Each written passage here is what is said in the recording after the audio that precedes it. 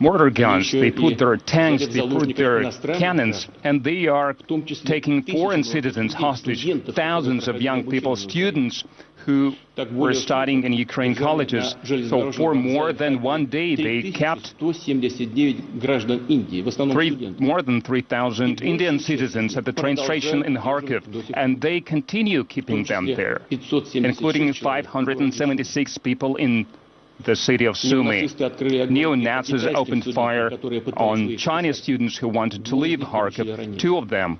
Russian president Vladimir Putin ने बहुत बड़ा इल्ज़ाम लगाया है यूक्रेन पर। अब समझ लीजिए कि अगर ये इल्ज़ाम सही हुए तो फिर एक बहुत अहम मसला हो जाएगा हमारे देश के लिए, भारत के लिए, क्योंकि व्लादिमीर पुतिन ने ये ब्लेम लगाया है कि 3,000 से ज़्यादा भारतीय छात्रों को, इंडियन स्टूडेंट्स को यूक्रेन में बंदी बनाकर रखा गया है।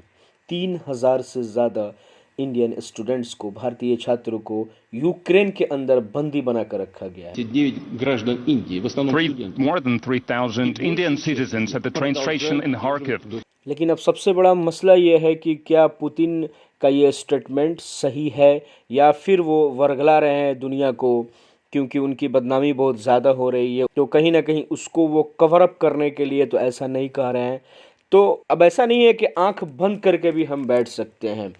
हमें देखना होगा कि वहाँ से जो छात्र आ रहे हैं, जो स्टूडेंट्स आ रहे हैं, उनका क्या नज़रिया, उनका क्या कहना है। हमने बहुत बुरा वायलेंस देखा है। वो जो दिन में एयर स्ट्राइक होती थी ना, उसकी लाउड नॉइसेस वो हम सब ने फील करी हैं, हम सब ने वो सुनी है। जो 1 मार्च को वो हमारे सिटी सेंटर में मिसाइल अटैक हुई थी, वो हम उसके 200 मीटर दूर थे। वो गॉड्स ग्रेस हम बच गए। हम घर से निकले पैदल, हमारे घर से 15 किलोमीटर दूर था रेलवे स्टेशन। तो हम लड़के, हमारे साथ लड़कियां भी थी, हम भाग के पहले 15 किलोमीटर रेलवे स्टेशन में आए। ऑलमोस्ट 10 किलोमीटर दूर जब पैदल चल के आए ना, वहां से 5 किलोमीटर दूर था रेलवे स्टेशन। जब ब्लास्ट हुआ है, हम सब डर गए।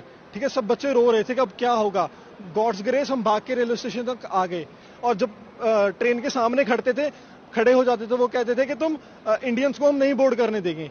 इंडियंस को उन्होंने गन दिखा दी कि अगर इंडियंस आए तो हम गोली मार देंगे। आप पोलैंड बॉर्डर तक खुद आए हैं, कोई ऑफिशियल नहीं मिला, कोई कुछ नहीं। चलो ठीक है, जब बॉर्डर क्रॉस कर दिया, हम स्टैंप लग गई, तब एक इंडियन ऑफिशियल मिले थे। उन्होंने हमें पोलैंड बॉर्डर से वहां तक ले गए, होटल तक। लेकिन हम खुद एक एक्सट्रीम वॉर जोन से लेके सेफ जगह पे आए, अपनी जिंदगी को रिस्क में डाल के। तो आपने देखा कि वहाँ पर क्या हालात है। अब ऐसे हालात देखकर जो छात्र बता रहे हैं कि जहाँ पर वार जोन है, यानी यूक्रेन के अंदर, वहाँ तो कोई मदद नहीं मिल रही है। जब वो लोग अपने आप को सेफ जगह लेकर जा पा रहे हैं, उसके बाद मदद मिल रही है।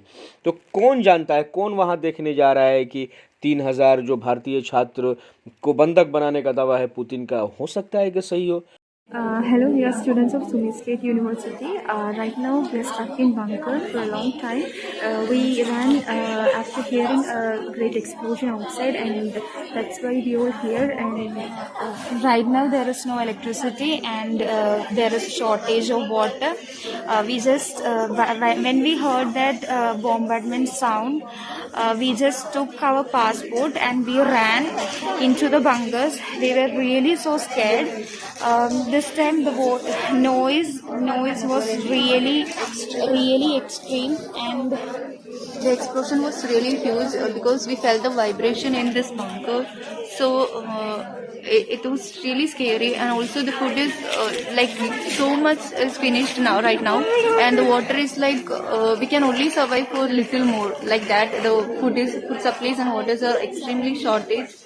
So actually we are waiting for in order to pass the border as we have mentioned before. It's only 1.5 hour from our place, and buses are waiting there. At this last moment we heard this voice and we were shifted here. So now our current situation is like Ukraine government is not allowing us to travel to the border. So please concerned authorities, do whatever you can at this moment. Please, as soon as possible, please take some immediate action, or else we will die for sure. मैं ये कामना करता हूँ कि ये गलत हो, Putin का ये दावा जो है गलत साबित हो। लेकिन एक तरफ ये भी सोचिए कि अगर ये सही हुआ तो क्या होगा उन 3,000 छात्रों का। एक बहुत बड़ी संख्या है, और हमारे लिए एक छात्र की कीमत उतना ही है जितना कि इस देश की पूरी जनसंख्या की अहमियत है, कीमत है। तो इसलिए ये काफ़ी चिंता की बात है। हालांकि विदेश मंत्रालय ने इसे सिरे से खारिज कर दिया है कि नहीं, ऐसी कोई बात नहीं है, कोई भी छात्र नहीं फंसा है, किसी को बंधक नहीं बनाया गया है यूक्रेन में। लेकिन सवाल यह है कि वहाँ पर गया कौन इस बात की सत्यापन करने, इस बात की पुष्टि करने के लिए? ये अपने सिर्फ कह देना खुद से ही कि नहीं ऐसी कोई बात नहीं है, ये मानने के काबिल नहीं।